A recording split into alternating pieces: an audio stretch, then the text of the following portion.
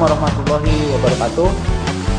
Perkenalkan, Bapak Asep Rijal, dan hari ini Bapak akan menjelaskan mengenai kurikulum tingkat satuan pendidikan atau KTSP yang nanti penjelasannya secara gamblang ada 2 sesi nanti yang akan disampaikan hari Rabu dan hari Kamis. Tentunya tetap semangat untuk anak-anakku sekalian.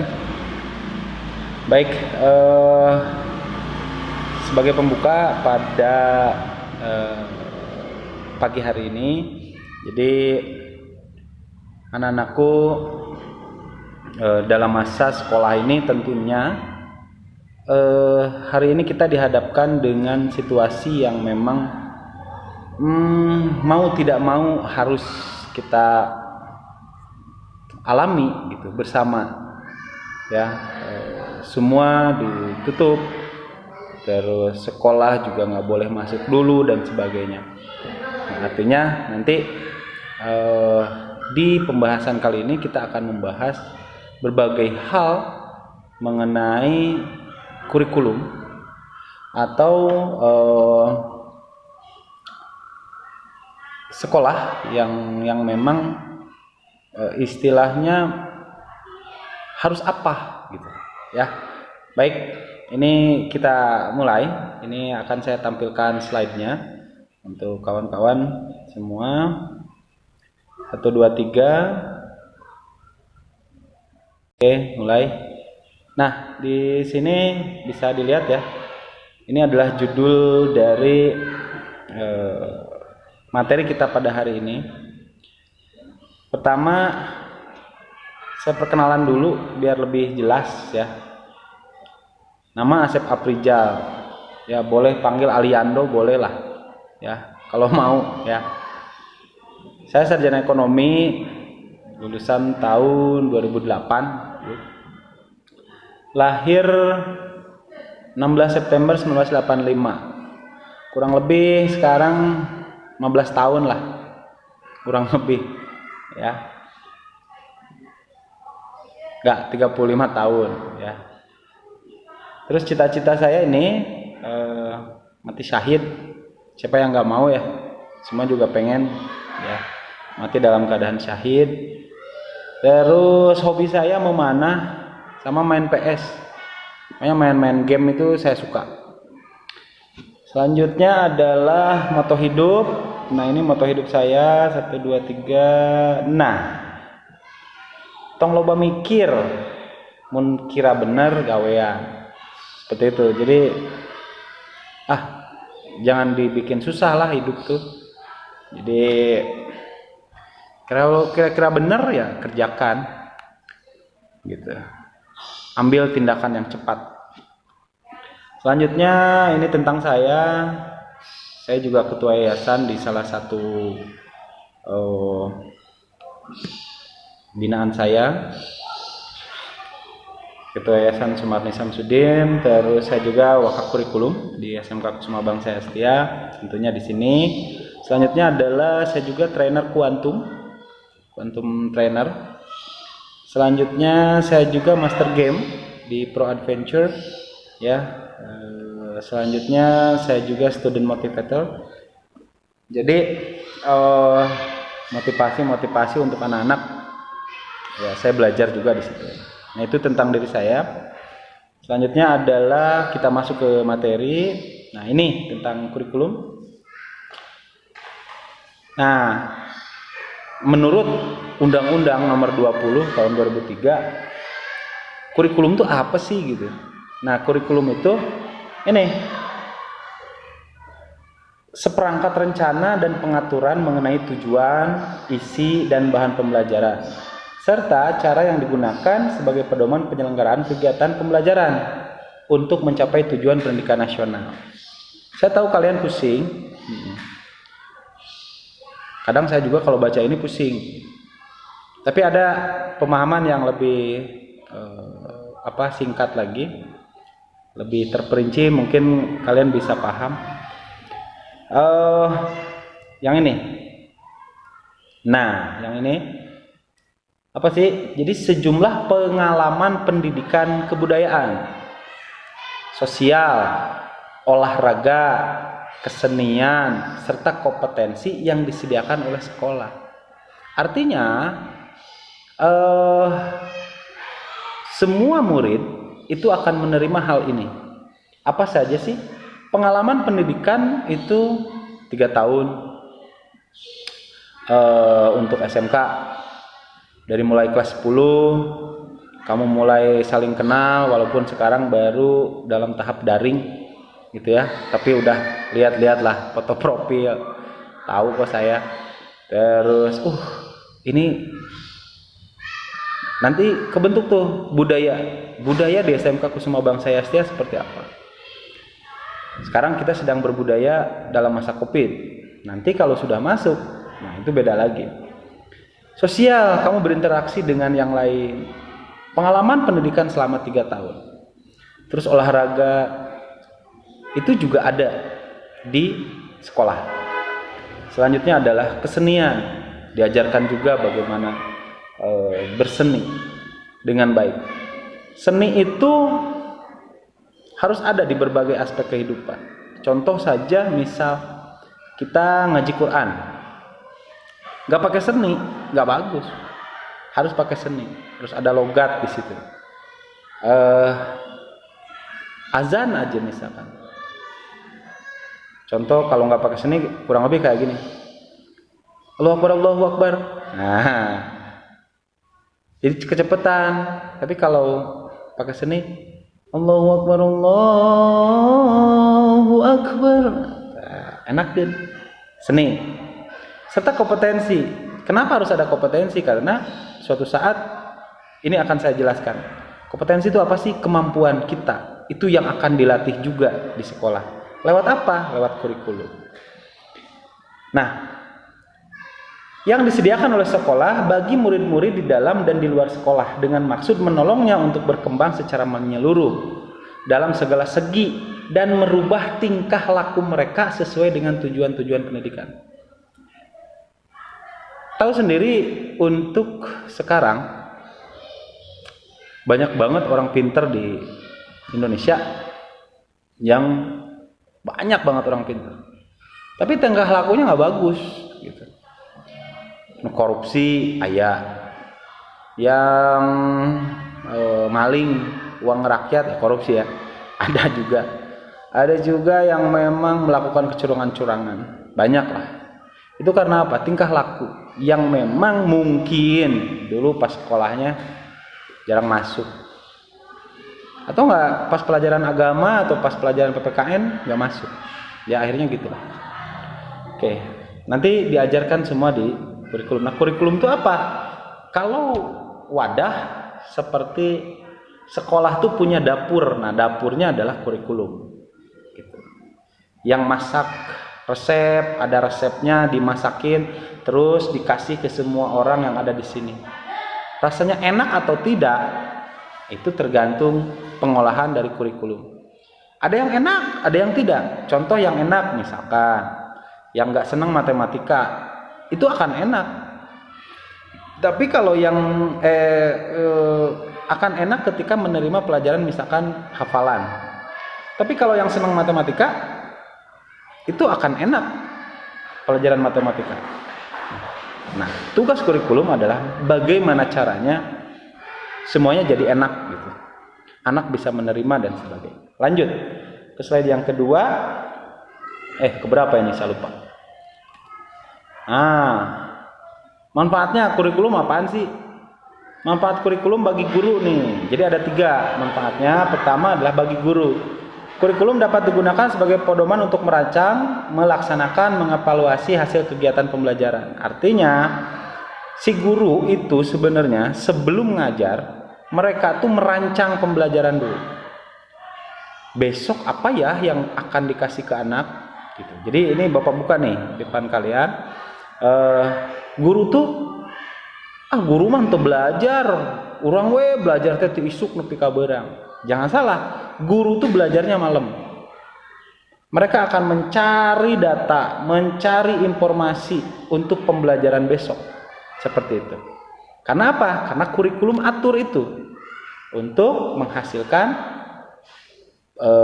pendidik yang baik, pastinya akan menghasilkan siswa dan siswi yang baik. Gitu.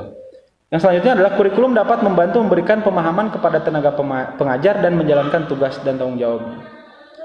Kalau sekolah tidak ada kurikulumnya, maka sekolah tersebut disebut sekolah-sekolahan. Gitu. Jadi jelas kurikulum harus ada dan akan sangat membantu ke tenaga pengajar. Selanjutnya adalah kurikulum dapat mendorong tenaga pengajar untuk lebih kreatif dalam proses belajar mengajar. Guru-guru di SMK Kusuma Bangsa Yastia kreatif, insya Allah. Nanti kalian bisa buktikan sendiri dalam metode belajar mereka. Kadang-kadang saya juga bete di kelas, bisa aja keluar, gitu. Dengan berbagai metode yang ada.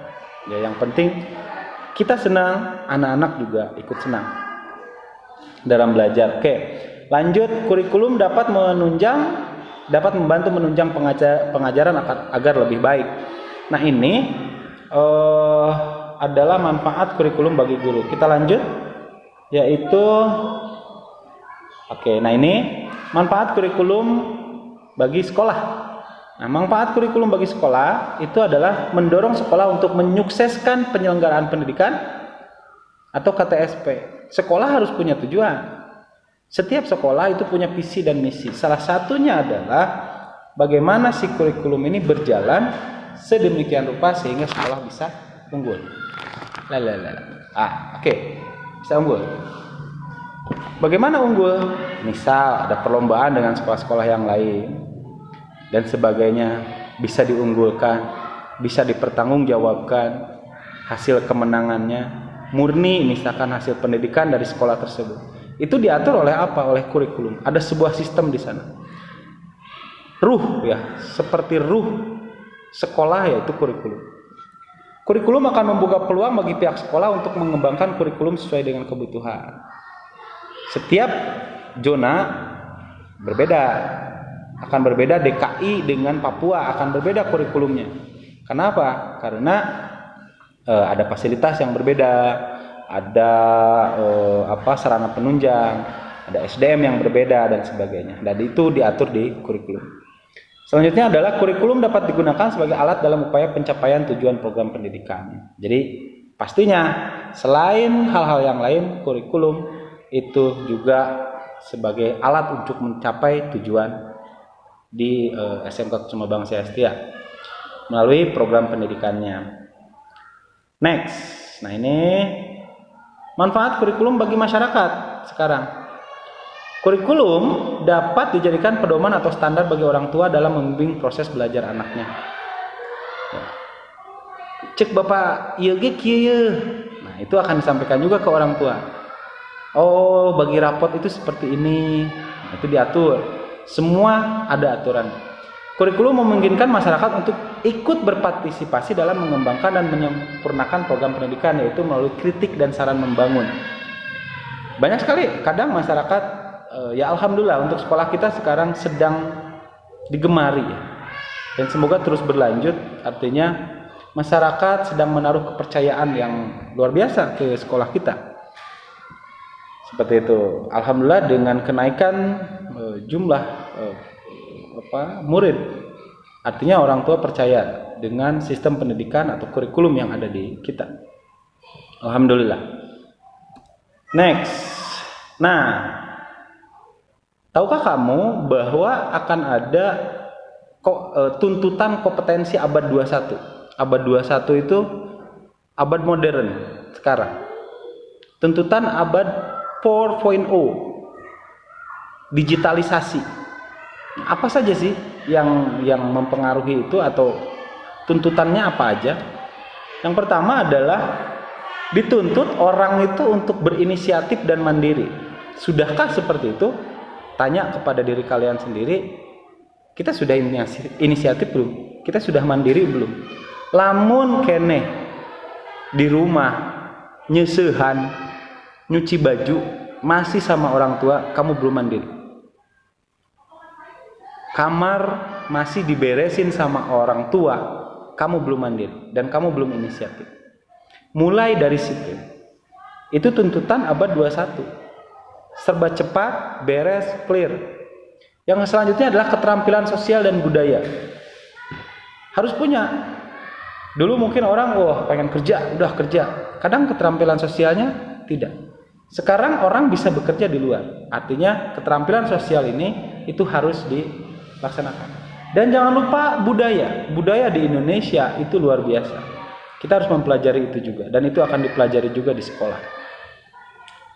Produktif dan akuntabel. Produktif artinya si orang tersebut berguna bagi siapa saja. Nah, ini sesuai dengan hadis Nabi bahwa orang yang paling baik adalah orang yang berguna bagi banyak orang.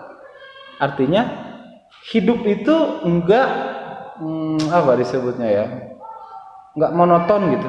Udah untuk diri sendiri saja, nggak bisa. Kita itu makhluk sosial. Jadi kita harus produktif, menghasilkan. Kita hidup untuk apa ya? Menghasilkan amal yang baik, menghasilkan uang yang banyak, yang halal, yang barokah. Dan akuntabel artinya dapat dipercaya, bisa dihitung, dapat dipercaya. Nitah si etamah atau nyuruh orang itu terpercaya. Nah, akuntabel. Kepemimpinan dan tanggung jawab, kalian harus belajar itu. Ini tuntutan abad 21. Kepemimpinan dan tanggung jawab. Oke, orang bisa mimpin. Sekarang kejadian nih. Banyak lah ya. Nah, di negara kita gitu. Tapi kadang nggak tanggung jawab. Ya udahlah, ini untuk diri gua sendiri aja. Selesai. Gak bisa. Artinya kalian harus punya sifat yang memang bisa menjadi pemimpin dan juga dapat bertanggung jawab. Kreatif dan inovatif. Orang yang nggak kreatif sekarang ketinggalan. Contoh misalkan dulu saya kalau ditanya mau jadi dokter, cita-cita, mau jadi insinyur. Sekarang banyak anak yang ditanya sama saya, mau jadi YouTuber. Loh, kenapa? Ya memang kenapa? Nggak apa-apa, bagus. Ya. Artinya dia ingin sekali mengolah kreativitasnya. Nggak masalah. Pengen masuk dunia perfilman, pengen masuk luar biasa lah. Dan inovatif.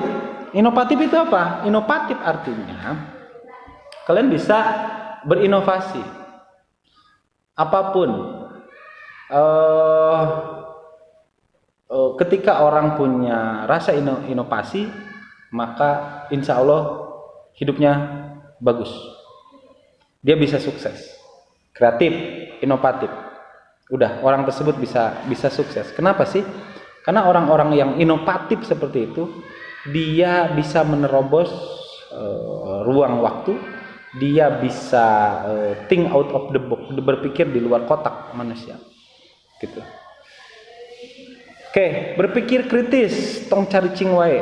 Berpikir kritis. Misalkan ada yang mau ditanyakan di kelas, cicing gue. Udah aku mah males nanya. Aku mah udah diam aja, nggak bisa. Sok, ketika ada yang mau ditanyakan, tanyakan. Karena guru juga insya Allah sudah ready. Malamnya sudah belajar mereka. Selanjutnya komunikatif dan kolaboratif. Ada orang yang pinter, tapi kadang nggak bisa komunikasi. Nah itu juga kurang bagus. Jadi harus bisa menyampaikan. Kolaboratif artinya bisa bekerja sama dengan yang lain. Selanjutnya adalah tantangan 4.0, itu adalah melek informasi. Melek informasi, sekarang informasi dikirimkan ke tangan kita masing-masing. Zaman saya sekolah dulu, kita harus nyari informasi itu kudu nonton sa-RW-eun di TV orang. Nah sekarang informasi datang di tangan kita. Setiap kali ada informasi dari Facebook, informasi dari WA, semua informasi sekarang ada di tangan kita. Makanya itu disebutnya abad 4.0, digitalisasi. Sebelum abad 4.0 itu komputerisasi. Sekarang digitalisasi disebutnya. Melek media, jangan gaptek, batur mah enggeus nepi ka bulan lah istilahnya. kita masih di dalam perut bumi. Jangan sampai seperti itu. Itu harus digali oleh kita bagaimana caranya melek media. Juga melek TIK, teknologi informasi dan komputerisasi. Harus bisa. Di Kusuma Bangsa diajarkan Pak, diajarkan. Jelas ya. Semua ini materi ini, keterampilan, kreatif, inovatif, berpikir positif dan sebagainya itu akan diajarkan di SMK Kusuma Bangsa SDA. Lanjut. Oke. Nah, terus kurikulum yang dipakai di SMK Kusuma Bangsa SDA itu apa? Yaitu kurikulum 2013 revisi 2018. Ini yang dipakai. Lanjut adalah kurikulum 2013 revisi 2018 ini itu untuk menjawab tantangan nasional. Apa sih tantangan nasional negara kita? Pertama adalah bagaimana cara menyeimbangkan sikap, pengetahuan dan keterampilan. Sikap yang paling penting. Ya. Pengetahuan di bawah sikap. Setelah itu baru keterampilan. Kalau bisa semuanya sejajar dan seimbang. Nges mah jago. Misalkan teknologi, bahasa Inggrisnya jago, sikapnya santun dan baik. Nah, itu orang itu kalau misal ngelamar pekerjaan, kalau mau bekerja sama orang, itu cepat diterima. Kenapa? Orang butuh yang itu, gitu. Terus yang kedua adalah pendekatan saintifik dalam pembelajaran. Artinya sekarang udah nggak ngimplong lagi di otak, naonnya gitu yang mau diajarin. Tidak, sekarang semua sudah tertera dan saintifik, artinya berdasarkan ilmiah. Selanjutnya adalah kurikulum 2013 revisi itu menggunakan model-model pembelajaran yang menarik. Oke. Nanti saya jelaskan lebih di sesi kedua nanti. Terus penilaiannya otentik. Yang ngumpulin ya dinilai. Terus yang mengerjakan ya dinilai. Yang disesuaikan semua penilaian. Enggak ada lagi si ieu mah geulis nilainya A. Si ieu mah kasep nilainya A atau 100. Si ieu mah rada goreng saeutik ya. Nilainya 35, nggak bisa gitu. Penilaiannya harus otentik di kurikulum 2013 revisi 2018. Terus pembelajaran seperti apa yang akan diterima siswa-siswi SMK di Kusuma Bangsa SDA? Seperti apa? Oke, jawabannya adalah lanjut di sesi 2. Oke, itu penjelasan global tentang